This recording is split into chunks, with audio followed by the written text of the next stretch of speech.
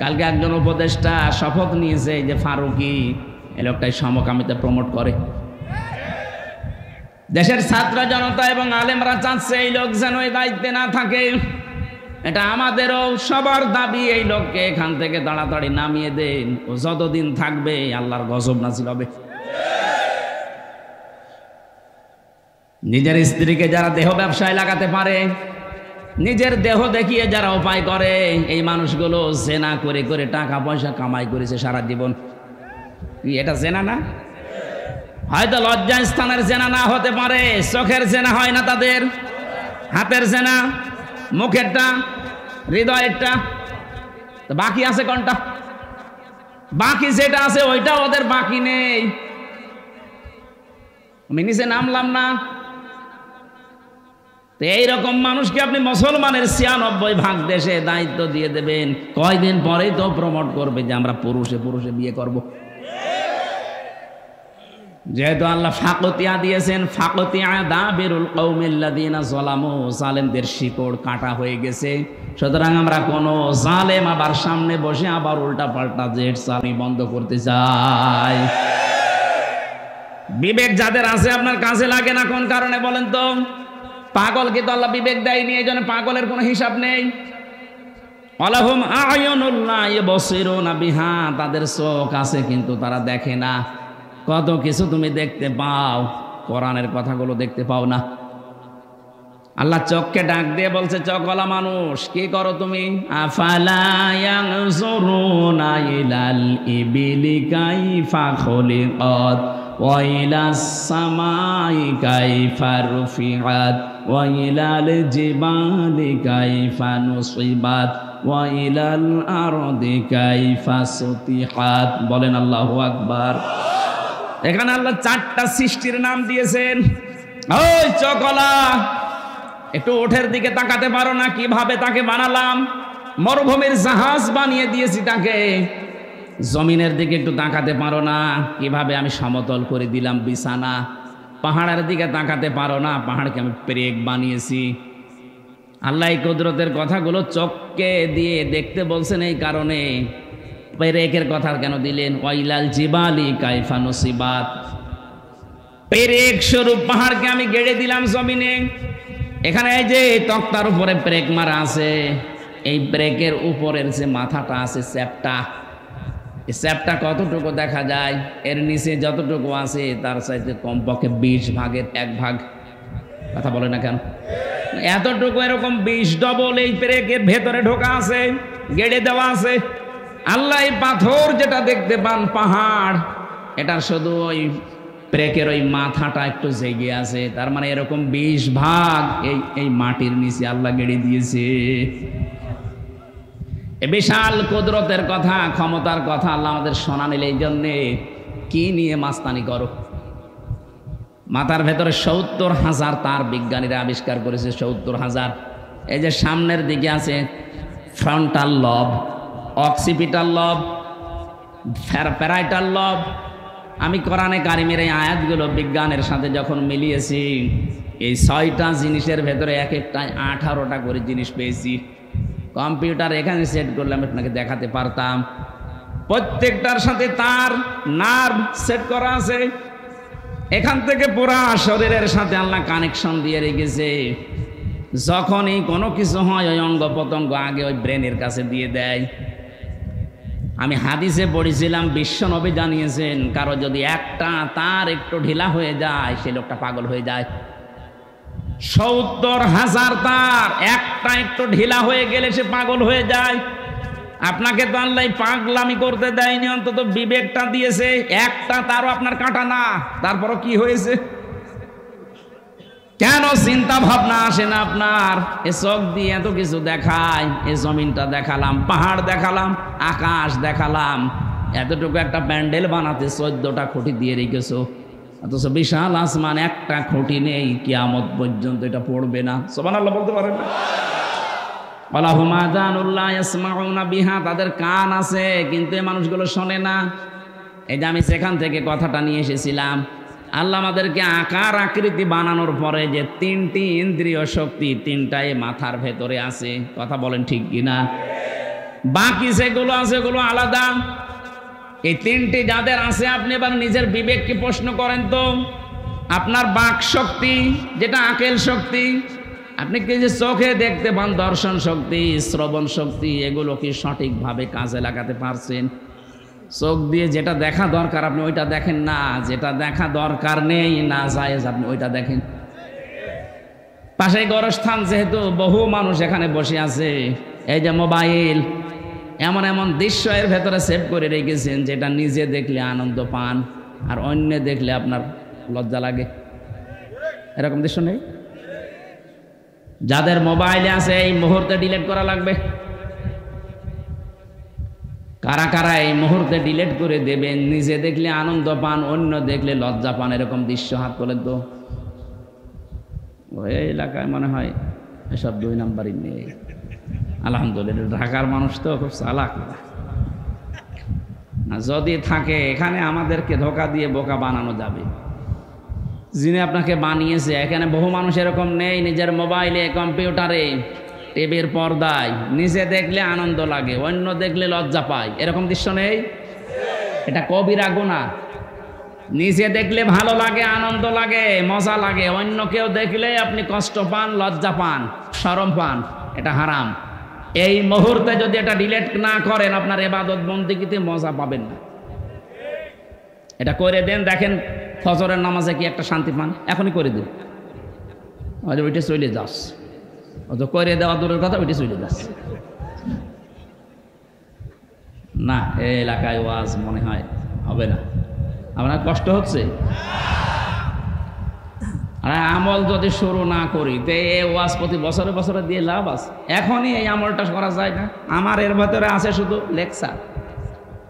আন্তর্জাতিক স্কলার যারা আছে, আন্তর্জাতিক স্কলার আমার বিশ্ববিদ্যালয় স্যারদের লেকচার আছে শুধু, এগুলো আমি সেভ করে রাখি কিছু পাওয়ার জন্য।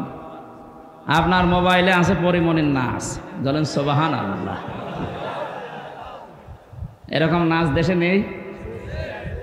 থাকলে আপনি ডিলিট করে দিন ভাই। এই যে বাচ্চারা, মুরগির বাচ্চা বলেন, মুরগি যখন এইভাবে পাখাটা দেয়, পাখাটা দেওয়ার পরে ডাউন করার পরে ফল করে ফেলে দেয়, একটার সাথে আরেকটা পর লেগে যায়, লেগে যায় না? একটু সফট হয়, একটু কোমল হয়, মোলায়েম হয়। ওর নিচে যখন বাচ্চারা আশ্রয় নেয় তখন একটা কিচির মিচির কিচির মিচির আওয়াজ দেয়। এটাকে বাংলায় বলে অনির্বচন সুখ। আপনি আজকে যদি এখনই আল্লাহর ভয়ে এই কাজটা করতে পারেন, ঘৃণা করে যে যা আমি আর জীবনে কাজ করব না, আমার বিবেকে বাধা দেয়, আপনি দেখেন ফজরের নামাজ পড়লে আপনার তখন আলাদা একটা অনির্বচন সুখ হবে। এটা পাওয়ার জন্যই তো এসেছেন নাকি? সুতরাং এটা আজকেই করে দেবেন, আমি আশা করতে পারি আপনার কাছে। না আশা করতে পারি না? আল্লাহ যেন তৌফিক দেন, বলেন আমিন। আল্লাহ রাব্বুল আলামিন বলেন, আমি এই সুন্দর করে আকৃতি এটা বানিয়ে শেষ করে দেয়নি, ফেরেশতাদেরকে এবার ডাক দিলাম। রুহটা তার ভেতরে দেওয়ার পরে সে একটা হাসি দিয়েছিল। বিজ্ঞান জানিয়েছে একবার যখন মানুষ হাসি দেয় ওর শরীর থেকে এত পরিমাণ জার বের হয়ে যায়, যদি কেউ টাকা পয়সা খরচ করে হাসি দেওয়া লাগতো তো 12,000 টাকা খরচ হতো একবার হাসি দিতে। হাসি দিলে এমন এমন জার শরীরের ভেতর থেকে আল্লাহ বের করে দেয় যে সারাদিন প্রবেশ করে। যত রকমের ফাঁকা আছে শরীরে বিভিন্ন জায়গা দিয়ে এগুলো আসতেছে, হাসির মাধ্যমে আল্লাহ ওইগুলো সব দূর করে দেয়, ওই জারগুলো। জোরে বলেন সুবহানাল্লাহ। এটা আমাদের আদি পিতা হযরতে আদমকে আল্লাহ যখন রূহ দেয় তখন তিনি এরকম হাসি দিয়েছিলেন। এই যে বানাতে গিয়ে ফেরেশতারা যে খড়কটা, বালি, মাটি, আগুন, পানি বিভিন্ন জিনিসের ভেতরে ছিল, একবারে হাসি দেওয়ার সঙ্গে সঙ্গে নাক দিয়ে মুখ দিয়ে আল্লাহ সব বের করে দিয়েছেন। হযরতে আদম আলাইহিস সালাম ওই সময় একটা শব্দ বলেছিলেন, আলহামদুলিল্লাহ। আল্লাহ এত বেশি খুশি হয়েছেন শব্দটা শোনার পর, কিয়ামত পর্যন্ত আদমের সন্তান যারা আসবে তারা যদি হাসি দেয়, আলহামদুলিল্লাহ বলা তাদের জন্য ওয়াজিব হয়ে যায়। এমনকি তার পাশে যে থাকবে তার জন্য পড়া লাগবে ইয়ারহামুকাল্লাহ। কথা বলছেন না কেন? কি এত গুরুত্বপূর্ণ কাজ যে আলহামদুলিল্লাহ পড়া ওয়াজিব, পাশে থাকলে তার জন্য ইয়ারহামুকাল্লাহ বলা লাগবে কেন? তার পাশে যে থাকবে সে বলবে ইয়াহদিকাল্লাহ। এর পাশে যে থাকবে 5 জনের নাম পেয়েছি আমি হাদিসে। চিন্তা করলাম একটা শব্দ আলহামদুলিল্লাহ বলা হাসি দি এত কেন? ইয়ারহামুকাল্লাহ, ইয়াহদিকাল্লাহ কেন বারবার এত কেন? কারণ আপনি এক একবার হাসি ডাক্তারের কাছে বলেন যে আমার হাসি দিয়ে দেন, 12,000 টাকা নেবে। একবারে যদি 12,000 হয়, 5 বার যদি হাসি দেন 5 বার আপনি ফকির হয়ে যাবেন শুধু হাসি দিতে। হযরত আদম হাসি দেওয়ার পরে দাঁড়িয়ে গেছেন, ফেরেশতাদেরকে আল্লাহ পাক বলেন দাঁড়াও, আমি একটা ক্লাস করাবো আজকে। জান্নাতের ভেতরে আল্লাহ নিজে শিক্ষক হয়ে আদম আলাইহিস সালামকে একটা ক্লাস করিয়েছিলেন। এবার আমি শিক্ষিত মানুষদের বলছি, ওয়াল্লামা আদামাল আসমাআ কুল্লাহা সুম্মা আরাদাহুম আলাল মালাইকা। আল্লাহ পাক বলেন আমি নিজে আদমকে ক্লাস করালাম, যত রকমের নাম আছে সব ওই ক্লাসে তাকে শিক্ষা দিলাম। এসএম এর বহুবচন আসমা। আমি আলেমদেরকে বলছি এবার যত তাফসির এখন এই দেশে পাওয়া যাচ্ছে, গতানুগতিক যে তাফসিরগুলো দেখবেন ওখানে এসএম এর বহুবচন আসমা।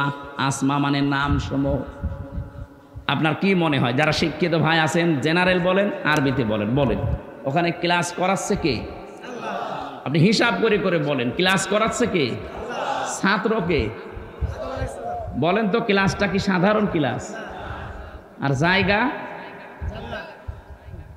এই গণশাস্ত্র ভার্সিটি না, সরাসরি আল্লাহ নিজে জান্নাতের ভেতরে, সাধারণ মানুষের ক্লাস না, একেবারে প্রথম মানুষ, তাও নবী, তাকে ক্লাস করাচ্ছেন আল্লাহ নিজে শিক্ষক হয়ে।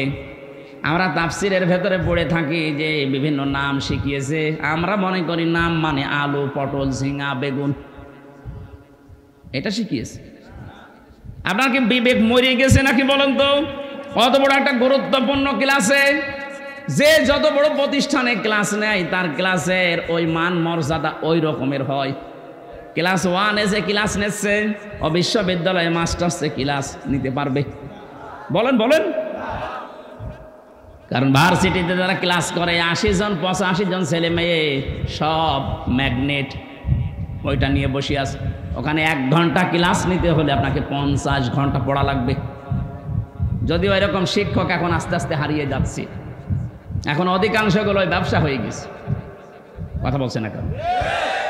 আমার বিশ্ববিদ্যালয়ে এক একটা সেমিস্টারে কমপক্ষে 42টা ক্লাস নেওয়ার কথা, 3টা 4টা নেয়, বাকিগুলো সব আল্লাহর রাস্তায়। এটা যাদের রেকর্ড হচ্ছে আমার স্যাররাও শুনবে, শুধু আমার স্যাররা না, সারা পৃথিবীতে এটা যাবে কালকে বিভিন্ন ভাষায় রূপান্তর হয়ে। সবাইকে বলছি কান খাড়া করে শুনবেন। ওয়াইলুল লিল মুতাফফিফিন আল্লাযীনা ইযা কাতালু আলান নাসি ইস্তাওফুন। আল্লাহ পাক বলেন ধ্বংস হয়ে যাক ওই দোকানদারগুলো, যেই মানুষগুলো দুনিয়ায় ওজনে কম বেশি করে। প্রশ্ন আসতে পারে এটার ভেতরে শিক্ষককে আপনি পেলেন কোথায়? হ্যাঁ আছে, নেওয়ার সময় বেশি নেয়, দেওয়ার সময় কম দেয়, এরা ধ্বংস হয়ে যাবে। কে বলছেন? আরো জোরে বলেন। আরে ভাই, ক্লাস 1 থেকে শুরু করে প্রাইমারি, হাই স্কুল, কলেজ, বিশ্ববিদ্যালয়, হাফিজিয়া মাদ্রাসা, কওমি মাদ্রাসা, নুরানি মাদ্রাসা, দাওরা মাদ্রাসা, কত রকমের প্রতিষ্ঠান এই দেশে আছে। আমরা তো অধিকাংশ শিক্ষককে দেখি, শিক্ষিকাকেও দেখি, ওরা ক্লাসে যেভাবে দেওয়া দরকার ওভাবে দেয় না, বলে কোচিং করা লাগবে, প্রাইভেট পড়া লাগবে। কেন আপনাকে সরকার কি দিচ্ছে না? আপনি ক্লাসেই দিতে পারতেন। 8টা ঘন্টা আপনার কাছে আমরা থাকি, ক্লাসে দেওয়ার জন্য আপনি তো 8 ঘন্টা 10 ঘন্টা পড়িয়ে আসবেন দিনের বেলা।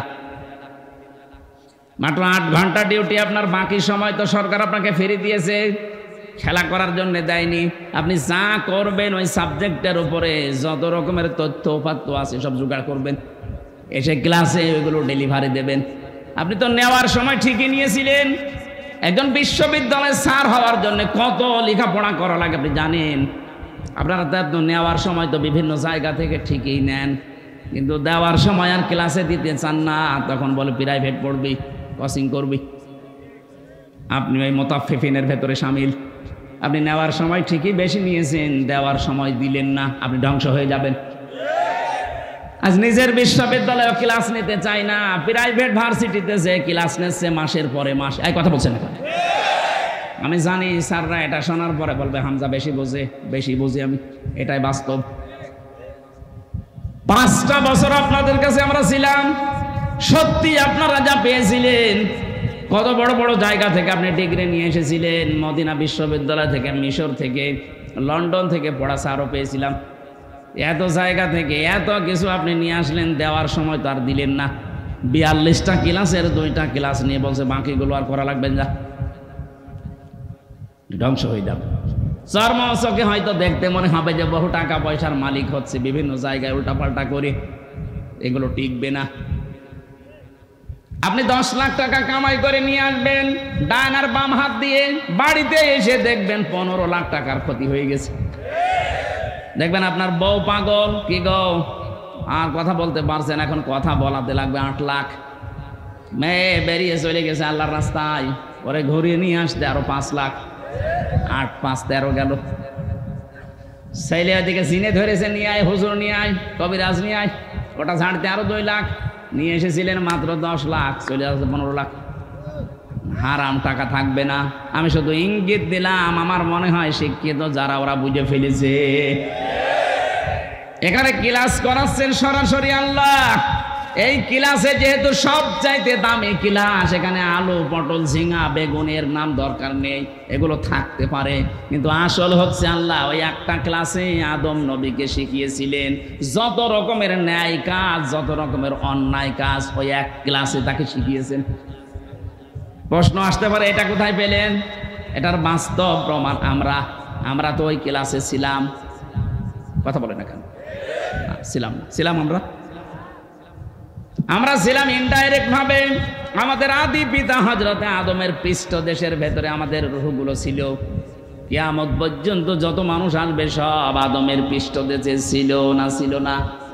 ওয়াইযা খাযা রাব্বুকা মিন বানি আদামা মিন যুহুরিহিম যুররিয়াতাহুম ওয়া আশহাদাহুম আলা আনফুসিহিম আলাস্তু বিরাব্বিকুম ক্বালু বালা শাহিদনা আন তাকুলু ইয়াওমাল কিয়ামাতি ইন্না কুন্না আন হাদা গাফিলিন। চিৎকার করে বলেন আল্লাহু আকবার। যত মানুষ এখানে আছে, যত মানুষ আসবে, যত মানুষ চলে গেছে, সবাই আদমের পৃষ্ঠ দেশে ওই দিন ছিল।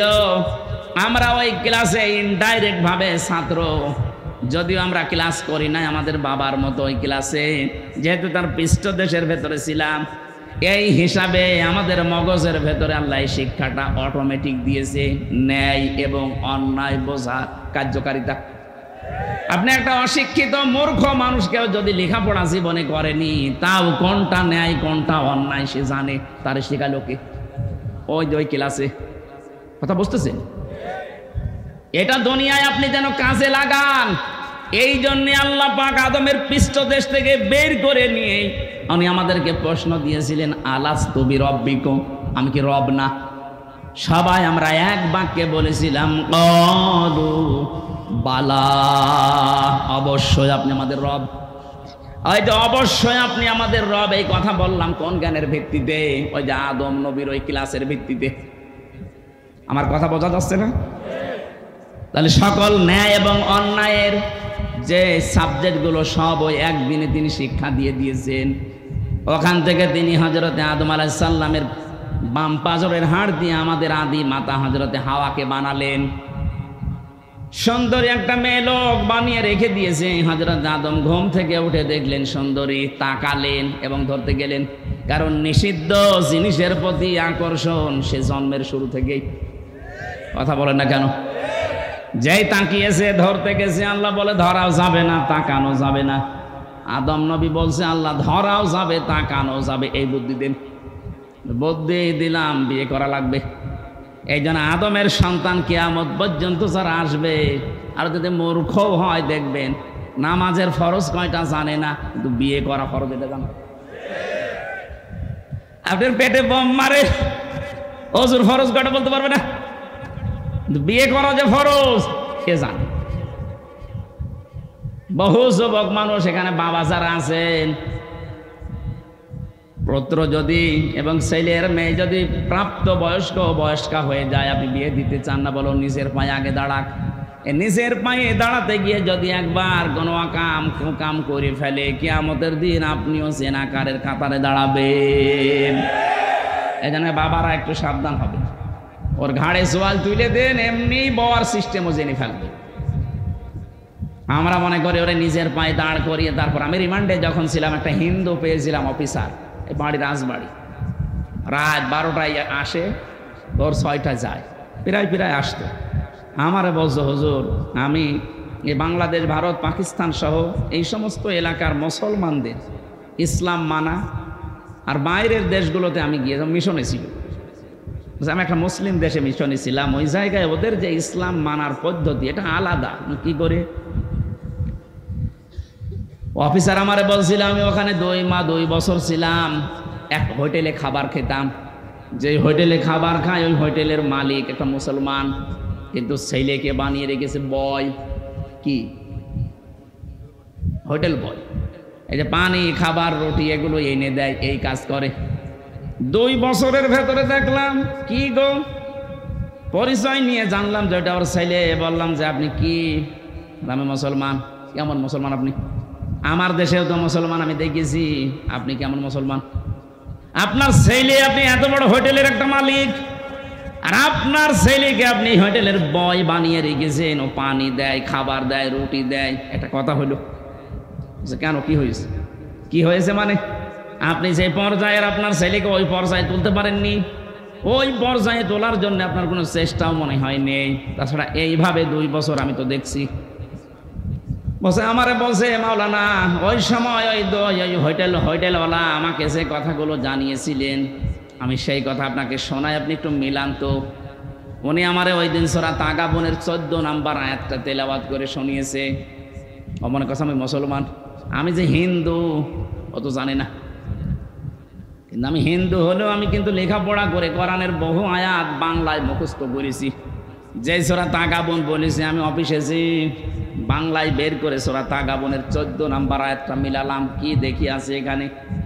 আল্লাহ পাক জানিয়েছেন, ইয়া আইয়ুহাল্লাযীনা আমানু ইন্না মিন আযওয়াজিকুম ওয়া আওলাদিকুম আদুওয়াল লাকুম ফাহযারুহু ইলা আখির আয়াত।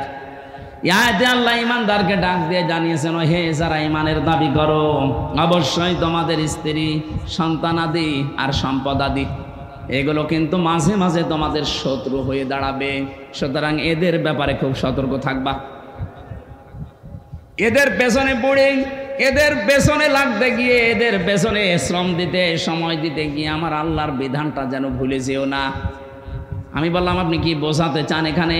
উনি আমাকে বুঝিয়েছিল, হুজুর উনি আমারে এই আয়াত দিয়ে বোঝাতে চেয়েছেন, আমার এই ছেলেটাকে আমি লেখাপড়া শেখাতে চেয়েছিলাম, যতটুকু চেষ্টা করেছি ও আর পড়ে নাই, তো ওর যে লেখাপড়ার দৌড়, এরপরে আমি ওর একটা সৎ পাত্রী দেখে পাত্রস্থ করেছি, ওকে বিয়ে দিয়েছি।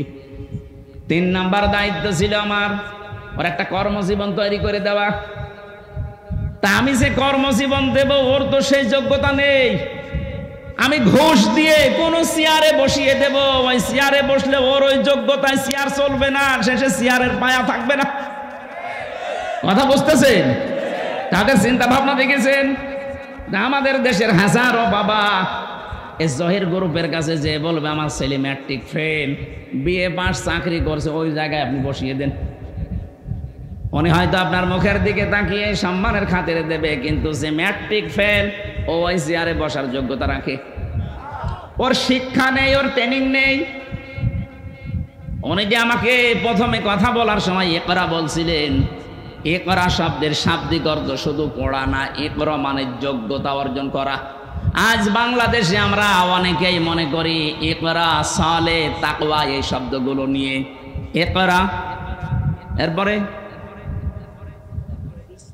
সালে, তাকওয়া, এই শব্দগুলোর ব্যাখ্যা শুনি না আমরা। সালেহ মানে নেককার, তাকওয়া মানে আল্লাহর ভয়, ইকরা মানে পড়া না। এর আধুনিক ব্যাখ্যা হচ্ছে আপনি যেই জায়গায় যেতে চান ওই বিষয়ের জ্ঞান আগে আপনাকে অর্জন করা লাগবে এবং প্রশিক্ষণ নেওয়া লাগবে, শিক্ষা নেওয়া লাগবে, তারপরে ওই জায়গাটা আপনি সুচারুরূপে চালাতে পারবেন। আমাদের এই দেশে এই সিস্টেমটা নেই, যে যেখানে যাওয়ার যোগ্যতা রাখে না ঠেলা দিয়ে ঘুষ দিয়ে সেখানে পাঠায়। আজ বাংলাদেশে যত প্রতিষ্ঠান আছে অধিকাংশগুলো ওই যোগ্যতাই নেই, ঠেলা দিয়ে হয় পাঠিয়েছে নাই ঘুষ দিয়ে। যার ওই পর্যন্ত যাওয়ার লেখাপড়াই নেই, প্রশিক্ষণ নেই, শিক্ষা নেই, তাকে পাঠাবেন ওই জায়গাটার পায়া আরো নষ্ট করবে। চেয়ারে যদি দু একটা পায়া থাকে আরো নষ্ট হয়ে যাবে। গত সিজনে আপনি দেখেছেন কৃষি মন্ত্রণালয়ের দায়িত্ব যাকে দেওয়া হয়েছিল, ওই সিলেটের মৌলভীবাজারে বাড়ি শ্রীমঙ্গল, উপাধ্যক্ষ আব্দুল শহীদ। আপনি নিরপেক্ষ দৃষ্টিতে বলবেন, এই লোকটা একটা কলেজের স্যার, এ সারা জীবন লেখাপড়া করিয়েছে ছেলে মেয়েদের। ও কৃষি সম্পর্কে কি জানবে? ওকে জীবনে কোনোদিন মাঠে গিয়েছে, প্রশিক্ষণ কি ওই জায়গায় কোনোদিন নিয়েছে? তারে আপনি ওই দায়িত্ব দিলেন মানে? যারা ওই বিষয়ের উপরে সারা জীবন পড়াশোনা করে, ওর উপরে প্রশিক্ষণ নেয়, শিক্ষা দিতে পারে, ওই রকম একটা মানুষকে দেন। আপনি এমন মানুষকে দিলেন তার বাড়িতে 3.5 কোটি টাকা পাওয়া যাচ্ছে, 11টা দেশের রুপি পাওয়া গেছে, 85 ভরি সোনা পাওয়া গেছে। এইটাই তো হবে যে চেয়ারে বসাবেন, ওর শিক্ষাও নেই, প্রশিক্ষণও নেই, ওখানে যাওয়ার যোগ্যতা ওর নেই, ও সারা জীবন লেখাপড়া করিয়েছে ছেলে মেয়েদের, এরকম একটা জায়গায় দিতেন। এমন কাজ করে গেলেন, ওই জায়গাটা এখন ধ্বংস হয়ে গেছে। কয় বিঘা জমিতে কয় মন ধান হয় ও জীবনে কোনোদিন যে চাষ করে দেখেছে? এই জন্য আমি যেটা বলতে চাচ্ছিলাম, এই হিন্দু অফিসারের এই কাহিনী দিয়ে একটা শিক্ষা আছে। আমরা আজ বাংলাদেশে যারা দায়িত্বে আছি, সামনে যারা আসবেন, আপনার আত্মীয় স্বজন ছেলে মেয়ে যাই বলেন, এদেরকে উপরে তুলতে হলে যে যে যোগ্যতায় আছে তাকে ওই পর্যন্তই তোলেন। কথা বলে না কেন? তার যোগ্যতা নেই ভার্সিটির টিচার হওয়া, আপনি তাকে একেবারে ভাইস চ্যান্সেলর বানিয়ে দিচ্ছেন। যা শুরু হয়েছে আমার মনে হচ্ছে সামনে শিক্ষা ব্যবস্থা ধ্বংস হয়ে যাবে। মানে বিশ্ববিদ্যালয়ে স্যার হওয়ার জন্যে ফার্স্ট ক্লাস ফার্স্ট হওয়া লাগে, 1, 2, 3 এদেরকে নেওয়া লাগে, অথচ এদেরকে এখন আর নেওয়া হচ্ছে না। 35 লাখ 40 লাখ টাকা নিয়ে ওই 70 রোল নাম্বার করে দেওয়া হচ্ছে। ও তো এই চেয়ারে বসে 2-1টা পায়া যদি ঠিক ছিল, ও পায়া আরো ভাঙবে। কথা বলে না কেন? এই মুসলিম দেশের এই দোকানদারের জীবনী থেকে একটু শিক্ষা নেওয়া যায় না যে সে তার ছেলেকে ভালোবাসে, কিন্তু যে ছেলের জন্য আমি তো জাহান্নামে হতে পারি না, তার যোগ্যতা নেই, আমি একটা অফিসে তার বস বানিয়ে দেবো, মানে ওর যা যোগ্যতা ও সেই কাজ করবে। কাজটা তো হালাল কাজ, যদিও চা টেনে দেওয়া, পানি টেনে দেওয়া, রুটি টেনে, কাজটা তো হালাল কাজ, ও হালাল কাজ করে ও জান্নাত পাবে। জোরে বলেন সুবহানাল্লাহ। হযরত আদম আলাইহিস সালাম যেই তাকিয়েছেন মেয়েটার দিকে, বললেন না, তাকানো যাবে না, ধরা যাবে না, কি করবেন? বিয়ে করা লাগবে, বিয়েতে আমি রাজি আছি। দেন মোহর কই? নেই। দেন মোহর না দিলে বিয়ে হবে না। আল্লাহ আমার বিয়ে করাই লাগবে, দেন মোহর বুঝি না। আমার আখেরি নবী মুহাম্মদ রাসূলুল্লাহর উপরে 10 বার দরুদ শরীফ পড়ো, দেন মোহর হয়ে যাবে। দরুদ শরীফ পড়ে শেষ। এবার আদমকে বললেন, কুলনা ইয়া আদম উসকুন আনতা ওয়া যাওজুকাল জান্নাতা ওয়া কুলা মিনহা রাগাদান হাইতু শি'তুমা।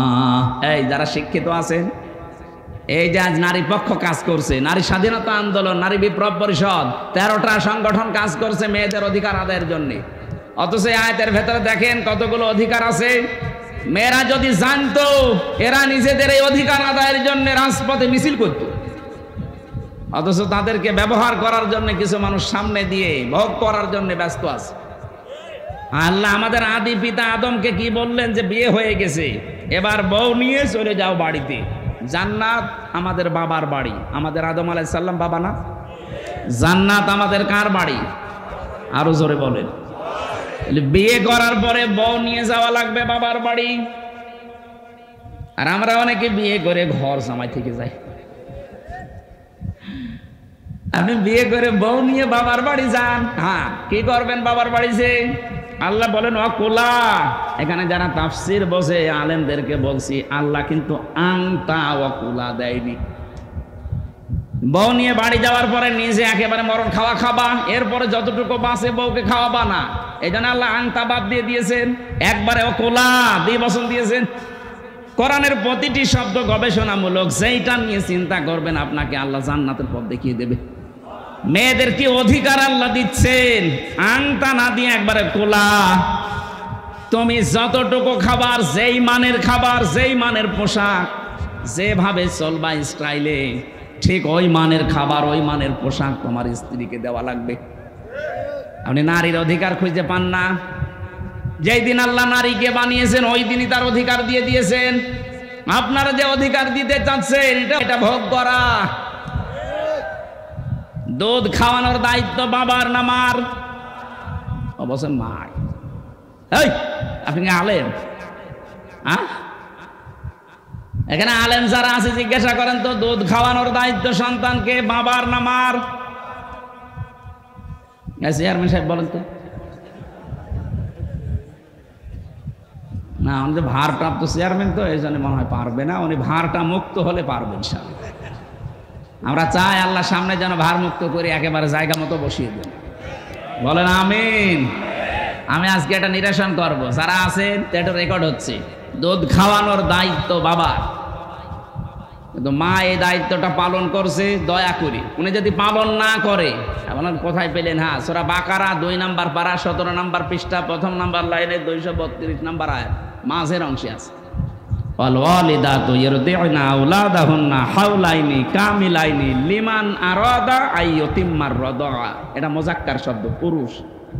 পুরুষের দায়িত্ব এটা। 2 বছর দুধ খাওয়ানোর দায়িত্ব কার? বলেন বলেন। কিন্তু পুরুষের মেশিন পত্র আছে, আমরা পাবো কোথায় এটা? আল্লাহ তো আমাদেরও মেশিনই দেয়নি। সুতরাং এটা দিয়েছে যাদের, ওনাদের দিয়ে দায়িত্ব পালন করিয়ে নেয়। ওনারা যদি বলে না আমি করবো না, ওনার গুনাহ হবে না। এখন মারা যদি বলে যে তোমার ছেলে তুমি দুধ খাওয়াও, যদি আমাকে দিয়ে কাজ করাতে চাও 2 বছর 5 লাখ করে টাকা দেওয়া লাগবে, আপনাকে তাই দেওয়া লাগবে। মাইকে বলা মনে হয় ঠিক হইল, মহিলারা তো শুনছে। হ্যাঁ, সম্মানিত মা বোনেরা কানে হাত দিয়ে থাকেন, আমি গোপন কথাটা বলে ফেললাম। এখন যদি ওরা বলে যে তোমার এক একটা ছেলে মেয়ের জন্য 5 লাখ করে টাকা দাও, তারপরে দুধ খাওয়াবো, নাই তোমারটা তুমি খাওয়াও, আমি পাবো কোথায়? অধিকার আপনাদের যা দিয়েছে একটা একটা করে, যেহেতু কোরআন থেকে হাদিস থেকে নেন, এই যারা আন্দোলন করছে এদের মুখে ঝাঁটা দেওয়ার কথা মনে হবে আপনার। নারী বিপ্লব পরিষদ গঠন করে উনি চালাচ্ছে। মেয়েদেরকে সামনে দিয়ে যে মানুষগুলো মিছিল করে, এদের রুচি কি? আমি একবার যশোরে মাহফিলে গিয়েছিলাম। যশোর ওই যে পালবাড়ি যে মোড় আছে, ওই সময় বাসে যেতাম। বাসে যেয়ে নেমে দাঁড়িয়ে আছি, যশোর MM কলেজের মেয়েরা মিছিল করছে ইফটিজিং এর বিরুদ্ধে ডাইরেক্ট অ্যাকশন। মনে করলাম আল্লাহ, এখন যে অবস্থা, পুলিশে যদি আমারে ধরে আবার কোন সালের অপরাধী বলে চালিয়ে দেয়। পুলিশের ভয়ে ঢুকলাম এক চাঁদ দোকানে, ঢুকে দেখছি পুলিশ চা খাচ্ছে। আরে ভাই, আপনার ঝামেলায় আসলাম এখানে, আর আপনি আমার সামনে। উনি আমার বসে, হুজুর একটা কথা বলি। বলে এই যে মিছিল আসতেছি, যশোর MM কলেজের মেয়েরা, এক একটার বয়স হচ্ছে 20 বছর 22 বছর 25 বছর। এই যে যুবতী মেয়েরা, বুকে কোনো ওড়না নেই, স্কিন টাইট প্যান্ট পরা, একটা ব্যানার ধরে আছে হাত দিয়ে, আর এক হাত দিয়ে বলছে ইফটিজিং এর বিরুদ্ধে ডাইরেক্ট অ্যাকশন। উনি আমার বলছে, হুজুর যে জিনিস দেখছি মনে হচ্ছে ইফটিজিং আমি আগে করি। না, ঠিকই বলিস। কিসের অধিকার আদায় করার জন্য আপনি নামেন? আর আপনাকে আল্লাহ কি অধিকার দিয়েছে? স্বামীকে বলছে, আহা আদম, বউ নিয়ে যাও বাবার বাড়ি, যে শুধু নিজে মরণ খাওয়া খাবা না, যতটুকু খাবা, যতটুকু মানের খাবার, ওই মানের খাবার স্ত্রীকে দেওয়া লাগবে। এতটুকু আল্লাহ শেষ করেননি। অকুলা মিনহা রগদান হাইসু শি'তুমা, বউ নিয়ে ঘরের ভেতরে একেবারে তালাবদ্ধ করে রাখবা না, ওখানে যেখানে ইচ্ছা যাবে, যা ইচ্ছা খাবে। তার মানে কি, বউ নিয়ে আপনি ঘোরাফেরা করতে পারেন, বিভিন্ন জায়গায় যেতে পারেন। আজ বাংলাদেশ জামাত ইসলামীর যিনি আমিরে জামাত ডাক্তার শফিকুর রহমানকে সাংবাদিকরা প্রশ্ন করছে, যদি ইসলামে দেশে আসে তাহলে মেয়েরা তো ঘরবন্দি হয়ে যাবে, তালাবদ্ধ হয়ে যাবে। না, মেয়েরা সবচেয়ে বেশি অধিকার পাবে যদি বাংলাদেশে ইসলাম কায়েম হয়।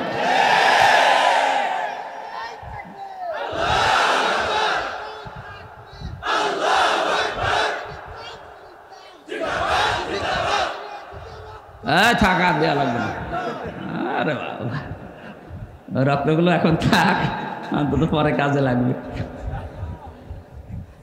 সম্মানিত মা বোনেরা, আপনাদের অধিকার যেগুলো দিয়েছেন কোরআনে একটা একটা করে, উনি যেহেতু কোরআন পড়ে জানে, উনি বলেছে এই কারণে কোরআনের দিকে তাকিয়ে, যদি ইসলাম এসে যায় এদেশে, মেয়েরা সবচেয়ে বেশি অধিকার ভোগ করবে। ঘরের ভেতরে তালাবদ্ধ হয়ে থাকার জন্য আপনারা আসেননি, আপনাকে নিয়ে বেড়ানোর কথা কোরআন বলছে।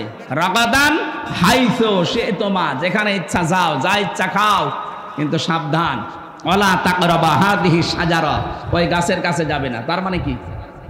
এই গাছ মানে শুধু গন্ধম গাছ। এটা যদি শুধু গন্ধম গাছ উদ্দেশ্য হতো, কোরআনে আল্লাহ আয়াত নাযিল করতো না। এটা মানে আল্লাহর বর্ডার। আপনি বউ নিয়ে এমন জায়গায় যেতে পারবেন না যেখানে গেলে আপনারও ফরজ পর্দা থাকে না, বউরও পর্দা থাকে না। এমন অনুষ্ঠান দেশে নেই? কথা বলেন না কেন? এমন বিয়ের অনুষ্ঠানে গেলেন যেখানে নিজেরও পর্দা থাকছে না, আপনার বউরও পর্দা থাকছে না, ওইরকম অনুষ্ঠানে যাওয়া জায়েজ নেই। এইরকম পিকনিকে যাওয়া যাবে না বন্ধুদের সাথে, এরকম মেলায় যাওয়া যাবে না। শিশু মেলার নাম দিয়েছে, শিশু নেই, শুধু শিশুর খালারা আর মামারা। এখানে গেলেই শুধু অ্যাক্সিডেন্ট হয়। এই জন্য সম্মানিত মা বোনেরা, আলেমদের স্ত্রী যারা সত্যিকারের আলেম, যারা খাস পর্দা করে চলে, যারা আজিমাত নিয়ে চলে, রুখসাত না। রুখসাত মানে মুখমণ্ডল আপনি খোলা রাখতে পারবেন, হাতের কবজি, পায়ের পাতা, কিন্তু আজিমাত নিয়ে যারা চলে, খাস পর্দা নিয়ে, এরা হাত মুখ পর্যন্ত মোজা দিয়ে ঢেকে রাখে। এদের স্ত্রীরা সত্যিই যে সম্মান নিয়ে মহারানী হয়ে আছে, আপনি কিছুই টের পাচ্ছেন না। ওরা কোরআনের আয়াতগুলো যখন বাস্তবে মিলায়, এগুলো যদি আমি নিজেই মানতে না পারি, কিয়ামতে আমি নিজে আসামি হয়ে যাব।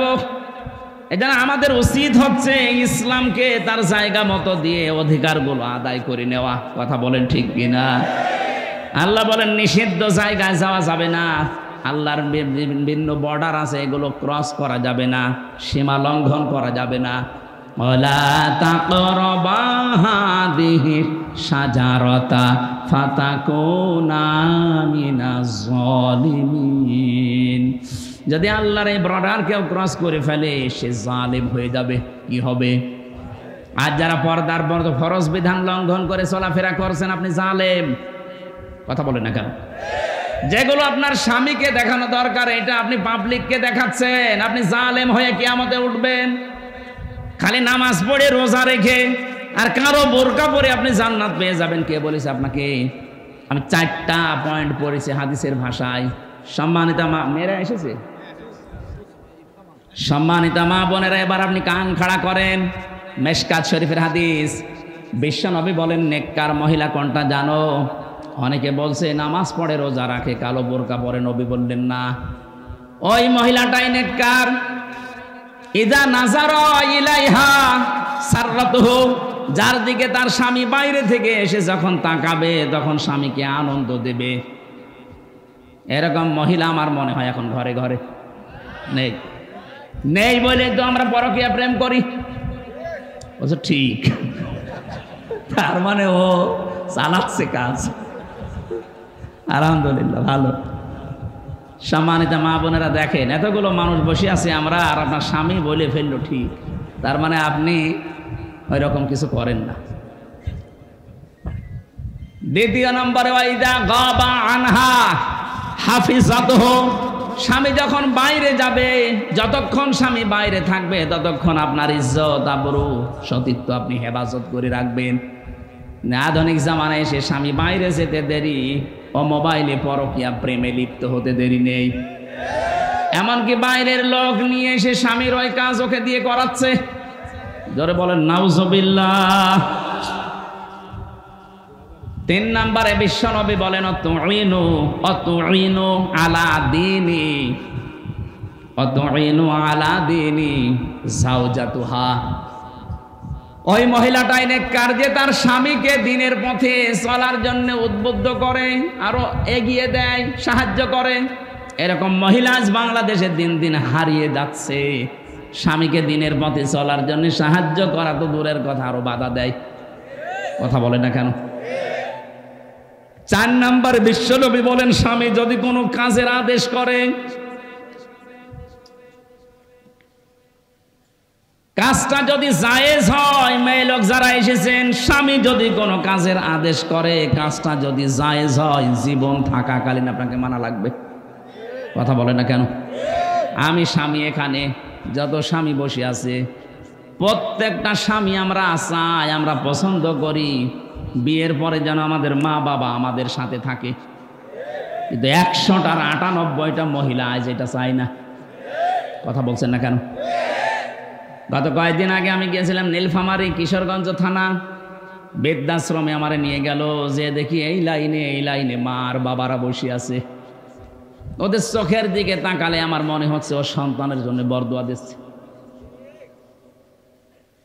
এই মা বাবাগুলোকে বৃদ্ধাশ্রমে রেখে গিয়েছে এই সন্তানগুলো। শুধু এই সন্তানের দোষ না, এই বৃদ্ধাশ্রমে এই মা আর বাবাগুলোকে রেখে যাওয়ার পেছনে যারা ভূমিকা পালন করে তারা এই লোকটার বউ, আর এই বউকে যারা কান পড়া দেয় ওই বউর মা আর বড় বোন। আমার মনে হয় ওরা এখনই বরদোয়া আরম্ভ করেছে, হুজুর মরুক। আমি আপনাদের বাঁচাতে চাই। আপনি শুধু নামাজ পড়ে রোজা রেখে কালো বোরকা পরে জান্নাত যেতে পারবেন না। সত্যি আল্লাহর কসম, যে হাদিসটা বললাম এটা আপনাকে মানা লাগবে। স্বামী যখনই তাকাবে এমন একটা অবস্থা করবেন স্বামী যেন আনন্দ পায়। নবীজি বলেন, তোমার আচরণ দেখে যদি স্বামী হাসে, তুমিও যদি হাসতে থাকো, যেই কয়টা দাঁত বের হয়ে যাবে ওই কয়টা নফল হজের সওয়াব পাওয়া যাবে। সুবহানাল্লাহ। তো জোরে বললে দেখবেন বাড়ি যে দাঁত কেলিয়ে পড়ি আছে। কি গো হুজুর যে বলে দিল, যতগুলো দাঁত দেখবা অতগুলো সওয়াব। আর বন্ধই হচ্ছে না মুখ।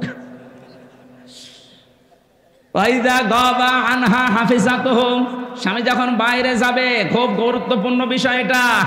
নামাজ রোজার মতোই ফরজ। আপনার শরীরকে আপনি হেফাজত করে রাখবেন, এমনকি মোবাইলে কোন আওয়াজে কথা বলবেন সেইটাও আল্লাহ কোরআনে দিয়েছেন।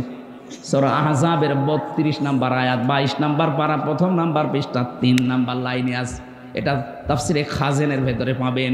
ইয়া নিসান নাবিয়্যি লাস্তুন্না কাআহাদিম মিনান নিসাই ইনিত্তাকাইতুন্না ফালা তাখদা'না বিল কওলি ফায়াতমা'আল্লাযী ফী কলবিহি মারাদুন ওয়া কুলনা কাওলাম মা'রুফা। বলেন আল্লাহু আকবার। আল্লাহ বলেন, হে নবীর স্ত্রীরা, কারো সাথে যদি কথা বলতে চাও পর্দার আড়াল থেকে কথা বলবা, সঠিক কথা, মিথ্যা কথা বলা যাবে না। সম্মানিতা মা বোনেরা, মোবাইলে বলেন, ফ্যাক্সে বলেন, ফোনে বলেন, যেখানেই কথা বলেন, মিথ্যা কথা বলবেন না। কিন্তু ভাষা হবে রুক্ষ সূক্ষ্ম, এমন কড়া কড়া ভাষা দিয়ে কথা বলবেন, ঝাঁঝালো গলায়। ওর মনের ভেতরে যদি গুড়ও থাকে বলবে আল্লাহ দরকার নেই, এ মহিলা না আজরাইল। আর যদি আপনি শাবনূরের কণ্ঠ দিয়ে বলেন আসসালামু আলাইকুম বিয়ান সাহেব, বিয়া সাহেব বলে না, ওর মনের ভেতরে যদি দুর্বিসন্ধি থাকে, খারাপ অন্তরের মানুষ হয়, ওকে শয়তান ধোঁকা দেবে আর চিন্তা করবে কাজ হচ্ছে। আর কিছুদিন লাইন লাগায়, শেষ পর্যন্ত দেখবেন 2 সন্তানের মা ওর হাত ধরে পালিয়েছে। বেশি বলে ফেললাম, এটা হচ্ছে না দেশে? মেয়েদের কণ্ঠ পর্যন্ত পর্দা, কিভাবে কথা বলবে। এই জন্য আমার এই মোবাইলে মহিলা কণ্ঠ যদি কোনো জায়গা থেকে কল কেউ দেয় ফতোয়া ধরার জন্য, আমি হোসাইনকে দিয়ে দিই, তো তুই যা করবি করবে। হোসাইন এখানে আসে না, ওরা জিজ্ঞাসা করেন, আমি মেয়ে লোকের কণ্ঠ ধরতে চাই না। আর মাসলা মাসাইল জানার দরকার হলে আপনার স্বামীকে দেন, আপনার ছেলেকে দিয়ে বলান, কারণ এটা রেকর্ড হয়। আমি রিমান্ডে যে এটা দেখেছি। আমরা যা মনে করছি এত সহজ না। এই জন্য কথাবার্তারা খুব হিসাব করে বলবেন। টাকলা মোরাদের মতো 6 মিনিট 29 সেকেন্ড যে ফাঁস হয়ে যাবে, মন্ত্রিত্ব চলে যাবে। তাও তো অডিও ফাঁস হয়ে যায়, যেগুলোর ভিডিও ফাঁস হচ্ছে এদেরকে আমার মনে হয় জবাই করা দরকার। 80-85 বছর বয়স, আর ওর নাকি ঘুম পাড়ানো লাগে। আমি নিচে নামলাম, এ মানুষের ভেতরে পড়ে, আর এরা বলে দেশ চালাতে। এর রাত 12টা-2টা পর্যন্ত ঘুম আসে না, এর ঘুম পাড়ানো লাগে আল্লাহর ওলিদের দিয়ে।